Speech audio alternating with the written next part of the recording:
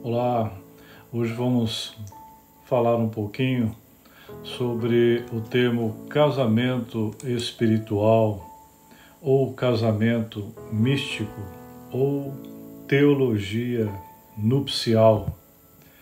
Isso tudo é uma representação no Novo Testamento de uma comunhão com Jesus, na forma de um casamento e do reino de Deus como um banquete de casamento. É uma tradição cujas raízes podem ser encontradas inclusive no Antigo Testamento. Essa teologia tem grande influência intelectual e oral nas histórias de Santa Catarina de Alexandria, Santa Catarina de Sena, Santa Teresa de Ávila, São Gregório Magno, São Bernardo de Claraval. E um conceito similar existia no antigo gnosticismo valentiano, com a noção de câmara nupcial, que envolvia o casamento do fiel com sua contraparte celestial. Todo místico, eventualmente, alcança essa unidade com o espírito interior, que daí para sempre há uma união com a consciência divina. Aquilo que é humano e aquilo que é divino se encontram. O elemento humano é dissolvido e tudo o que resta é o divino. O que eram dois torna-se um. Essa união é chamada de casamento místico ou casamento espiritual. Esse casamento é simbolicamente descrito na literatura mística como a canção de Salomão, também chamada Cantares ou Cântico dos Cânticos, como a união do homem e da mulher, reunidos por um amor que transcende o amor em qualquer sentido humano. Então esse livro, está no Antigo Testamento, chamado de Cantares ou Cântico dos Cânticos, de Salomão, e o objetivo histórico do livro é comemorar o casamento de Salomão com a linda Sulamita e expressar as delícias do casamento nas suas relações mais íntimas como uma dádiva de Deus. Porém, existe outro objetivo que está por trás, que é o objetivo espiritual do livro, que se baseia na lição do puro amor conjugal para retratar a relação amorosa entre o Senhor e seu povo, Israel e Javé no Antigo Testamento e a Igreja e Cristo no Novo Testamento. Nenhum livro da Bíblia expressa essa intimidade amorosa conjugal de um modo tão exclusivo como Cantares. Os dois objetivos completam-se admiravelmente. No Antigo Testamento, os profetas chamavam a atenção como povo adúltero. Isso, na verdade, não queria dizer que os homens estavam traindo as mulheres ou vice-versa. Não, é que o povo estava traindo Deus, substituindo Deus por ídolos. Então, lá no livro de Jeremias 3,9 diz assim: e por ter feito pouco caso da imoralidade, Judá contaminou a terra, cometendo adultério com ídolos de pedra e madeira.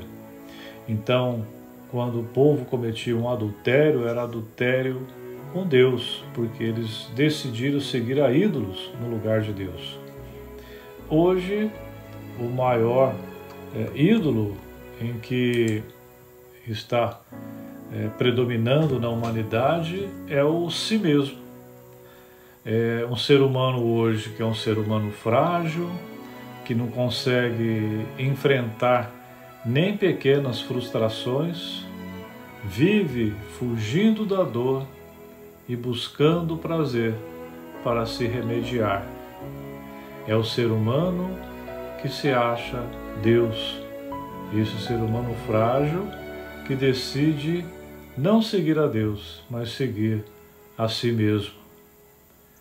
Que Deus é esse? Frágil, que não aguenta nem frustrações, que não aguenta uma dor. Esse é o Deus do ser humano hoje. Um Deus descartável, mortal e que desaparece do dia para a noite. A igreja é a noiva de Cristo. Com frequência, a relação entre Cristo e sua igreja é comparada a um noivado ou casamento. O casamento é um mistério em que o homem e a mulher se tornarão uma só carne. Isso está lá em Gênesis 2, 24. O símbolo da mais íntima união.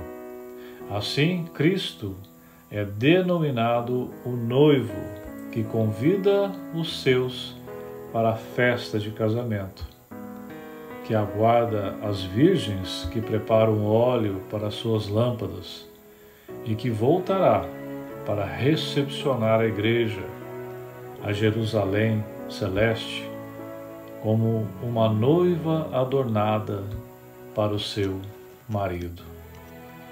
Essa virgem pura é a igreja que, lavada no sangue do Cordeiro, poderá ir sem máculas e rugas ao encontro do seu Senhor.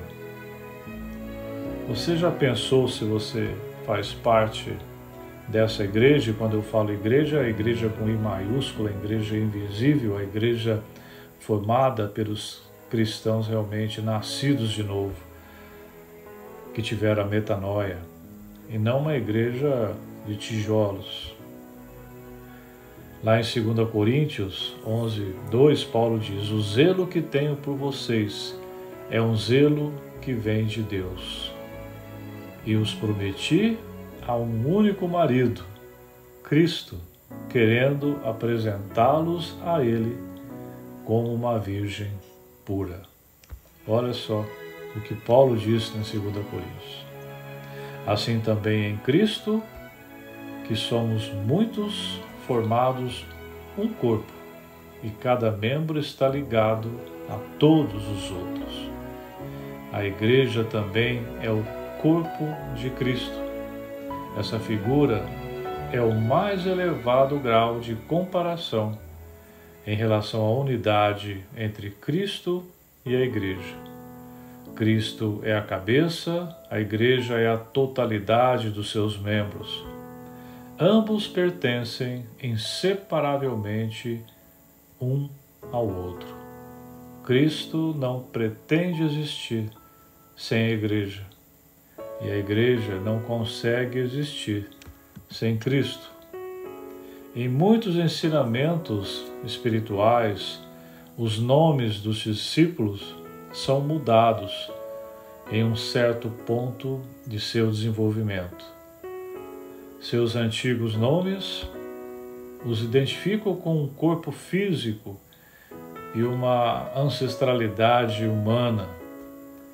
Assim foi que Simão foi chamado Simão Bar Jonas, significando Simão, o filho de Jonas. Mas quando ele despertou para a sua filiação divina, seu nome então mudou-se para Pedro. Ele não estava mais identificado com sua ancestralidade humana. Ele agora assumia o nome de sua ancestralidade espiritual, a rocha, o Cristo. Hoje, em alguns ensinamentos espirituais, quando um certo ponto de desenvolvimento é alcançado pelo aluno, o professor dá ao discípulo um nome simbólico e que simboliza a morte de sua humanidade, significando que ele morreu para seu passado, que ele morreu para seus pais, irmã, irmão e renasceu no Espírito. Para todos que alcançam a experiência mística, vem essa mudança de nome e de caráter, mesmo que não seja externamente conhecido. Aqueles a quem isso acontece não dizem ao mundo sobre isso, mas quando isso acontece, o mundo percebe isso neles. Tudo posso no Cristo que me fortalece. Eu vivo, mas não mais eu. É Cristo que vive em mim. Aqui está o casamento místico. Paulo e seu Cristo. Eles são casados, eles são um. Paulo não faz nada sem o seu Cristo. O Cristo pensa através dele. O Cristo opera através dele. E este é o fruto do casamento. O supremo da experiência mística é a união consciente com Deus. É um estado de comunhão interior, tão intenso e tão elevado que a pessoa desaparece e existe apenas como o infinito eu, o Cristo interior. Sempre no final, o aspirante espiritual descobre que o reino de Deus está dentro dele. E percebendo isso, refletindo sobre isso, ele é levado ao longo do caminho mental para o espiritual, porque a luz está lá e ele percebe: eu sou isso. Aquilo que estou procurando é Cristo que está dentro de mim. Então vem a completa libertação de qualquer senso de individualidade pessoal, de senso humano, e o Cristo revelado interiormente como sua verdadeira identidade. Todos nós somos convidados a esse casamento, a esse banquete, a essa união mística entre nós e o Cristo, que está nos esperando para nos transformar, para fazermos uma nova criatura, um homem novo, uma vida nova, um novo nascimento. Que Deus nos abençoe com essa graça.